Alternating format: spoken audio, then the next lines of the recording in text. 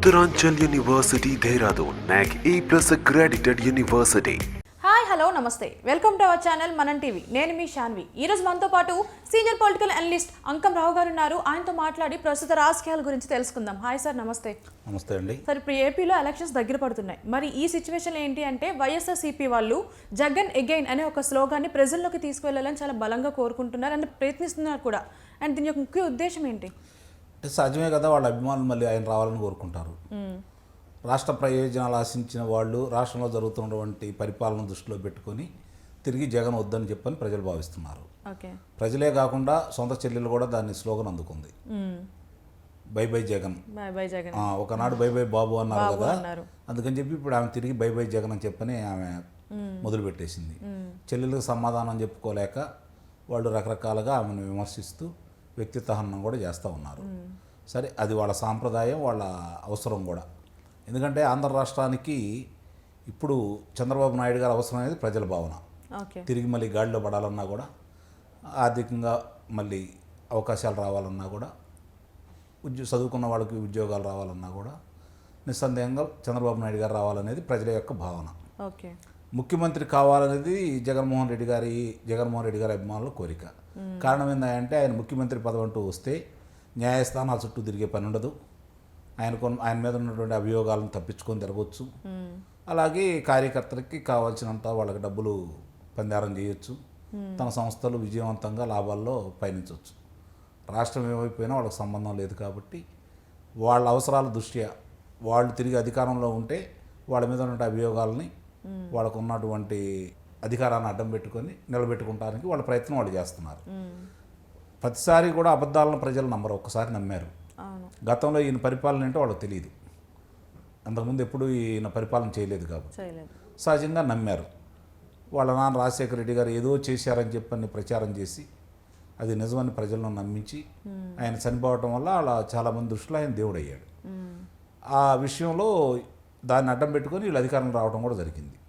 సరే, చాలా అసత్య ప్రచారాలు చేశారు, విద్యార్థులను రెచ్చగొట్టారు, కళాశాలలకు వెళ్ళారు, విశ్వవిద్యాలయాలకు వెళ్ళారు. ప్రత్యేక హోదా వస్తేనే మనకి ఉపయోగం, లేదంటే రాష్ట్రం అధోగతి పాలవుతుంది, నాకు అవకాశం కల్పించండి, నేను ప్రత్యేక హోదా తీసుకొస్తానని చెప్పని ప్రజలు నమ్మించారు, నిజమని నమ్మారు. మహిళల దగ్గరకు వచ్చేసరికి మద్యపాన నిషేధం సంపూర్ణంగా నేను చేస్తాను దశల వారీగా, మద్యపాన నిషేధం చేస్తేనే మళ్ళీ తిరిగి మిమ్మల్ని ఓట్లు అడుగుతానని చెప్పి వాళ్ళు నమ్మబలికారు. ఇంట్లో జరుగుతున్న పరిణామాలకి మరి ఆరోగ్యపరంగా చూసుకున్నా, ఆర్థిక పరంగా చూసుకున్నా ఆ ఇబ్బందులు మహిళలకే తెలుసు కాబట్టి ఇతని మాటలు నమ్మి వాళ్ళు కూడా ఓట్లు వేయటం కూడా జరిగింది. అలాగే రైతులకి ఏదో మేలు చేస్తానని చెప్పని, రైతు భరోసా 13,500 రూపాయలు ఇస్తానని చెప్పని నమ్మించి వాళ్ళ చేత ఓట్లు వేయించుకోవడం కూడా జరిగింది. ఈరోజు వచ్చేసరికి కేంద్రం ఇచ్చే 6,000 రూపాయలు కలుపుకొని ఆయన ఇస్తున్నాడు. అంటే ఆయన సొంతంగా ఇచ్చింది అయితే ఏం లేదు, దాంట్లో కూడా కోత విధించాడు. ఇవన్నీ చూసుకుంటున్నారు ప్రజలు. సామాన్య ప్రజలు ఏంటంటే పట్టణ ప్రాంతాల్లో ఉండేవాళ్ళు కొంతమంది, వాళ్ళకి మామూలుగా రోజుకి 100 రూపాయలు వచ్చినా రోజుకు 15 రూపాయలతోటి కడుపు నింపే అన్నా క్యాంటీన్ని తను తీసేయటం అనేది వాళ్ళు జీర్ణించుకోలేని విషయం. మరి ఇంత చేస్తున్నటువంటి ఇతను మనకేం న్యాయం చేస్తాడనే ప్రశ్న ఈరోజు వాళ్ళకు ఉత్పన్నమైంది. అలాగే భవన నిర్మాణ కార్మికులు వాళ్ళు ఎంతోమంది ఆత్మహత్యలు తీసుకున్నారు. రమారమి 1 సంవత్సర కాలం వాళ్ళు పస్తులు ఉండాల్సిన పరిస్థితి ఏర్పడిపోయింది. ఈ రోజుకు చూసుకుంటా ఉంటే 6,000 రూపాయలకి అందినటువంటి ఒక ఇసుక లారీ ఈరోజు రమారమి 40,000 రూపాయల దాకా ఖర్చు అవుతూ ఉంది. 1,600 రూపాయలకి అందినటువంటి ఇసుక ట్రాక్టరు ఈరోజు 6,000 రూపాయల దాకా వసూలు చేస్తూ ఉన్నారు. అంటే వాళ్ళు ఎక్కడ అంతు పొంతు లేకుండా పోయింది ఈ పెరిగిన వ్యయం అనేది. దానివల్ల భవన నిర్మాణాలు తక్కువ సంఖ్యలో జరుగుతూ ఉన్నాయి, గుత్తేదారులు పారిపోతూ ఉన్నారు. ఇవన్నీ దృష్టిలో పెట్టుకున్న తర్వాత వాళ్ళ బ్రతుకు చాలా ఛిద్రంగా తయారైపోయింది ఈరోజు.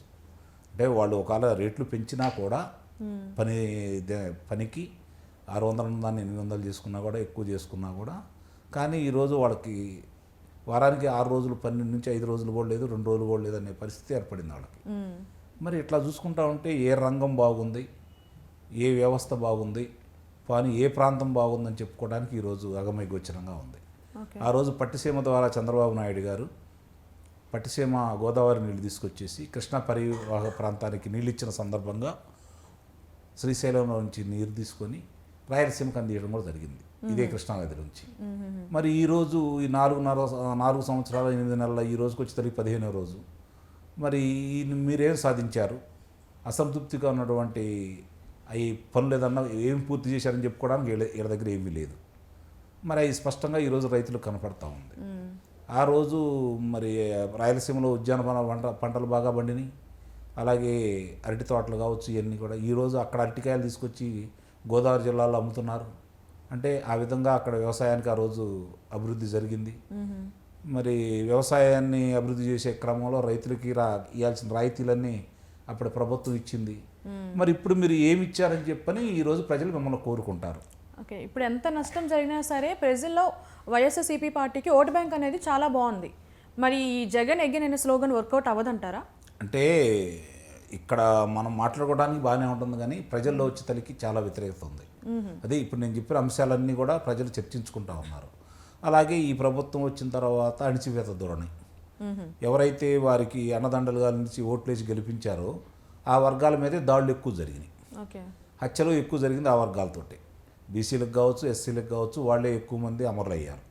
అంటే ఈ దృష్టిలో పెట్టుకున్న తర్వాత సహజంగా ఇంత చేసిన వ్యక్తి తైలాలు ఇస్తే సరిపోతుందా?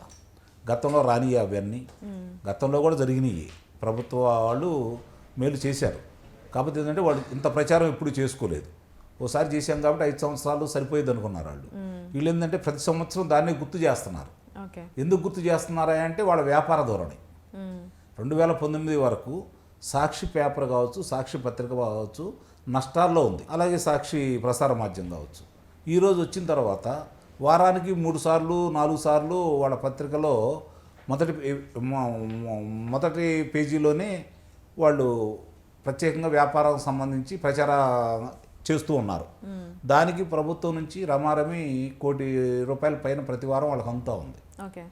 మరి అట్లా చూసుకుంటా ఉంటే అట్లాగే వాలంటీర్ల ద్వారా విపరీతంగా పత్రికని ప్రజల్లోకి తీసుకెళ్ళడం కూడా జరిగింది. అంటే వ్యాపార పరంగా ఆయన లాభపడ్డాడు. మరి రాష్ట్రం ఎందుకు బాగుపట్టలేదు? రాష్ట్రం అప్పుల పాలు ఎందుకు అవుతుంది? నీ అప్పులు పోయి నువ్వు లాభాల్లో ఉండవు. అంత వ్యాపార దక్షత నీలో ఉన్నప్పుడు రాష్ట్రం ఎంత అప్పుల పాలు అవుతుంటే ఏం చేస్తున్నావు? ఇవన్నీ ప్రజలు ఈరోజు చర్చించుకుంటా ఉన్నారు.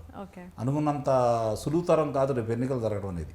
కాకపోతే ఆయన హింసను నమ్ముకున్నాడు, పోలీసు వ్యవస్థను నమ్ముకున్నాడు, ఎన్నికల వ్యవస్థను నమ్ముకున్నాడు, కేంద్రాన్ని నమ్ముకున్నాడు, వాళ్ళే ఒడ్డున అట్లాగే వాలంటీర్లను నమ్ముకున్నాడు. వాళ్ళందరూ కలిసి తిరిగి నేను అధికారంలో వస్తానని భావిస్తున్నారు. అధికారంలో వాళ్ళు వస్తే మళ్ళీ రాష్ట్ర పరిస్థితి ఏంటో ప్రజలందరికీ తెలుసు కాబట్టి సరైన నిర్ణయం తీసుకుంటారనేది నేను భావిస్తున్నాను. సో ఇప్పుడు చూసుకుంటే ఒకప్పుడు బాయ్ బాయ్ బాబు అనే ఒక స్లోగన్ మీరు చెప్పినట్టు యూజ్ చేశారో సక్సెస్ అయింది. మరి ఇప్పుడు జగన్ ఎగైన్ అనే స్లోగన్ మళ్ళీ పెట్టారు కదా, దీన్ని ఎలా చూడొచ్చు? వాళ్ళు ఆ మాట వాళ్ళ కార్యకర్తలు అంటున్నారు. ప్రజలు ఏమనుకుంటున్నారంటే మళ్ళీ ఎగైన్ జగన్ గారు అంటే తిరిగి జైలుకి ఎప్పుడు వెళ్తారు అని చెప్పి వాళ్ళు ప్రశ్నిస్తున్నారు.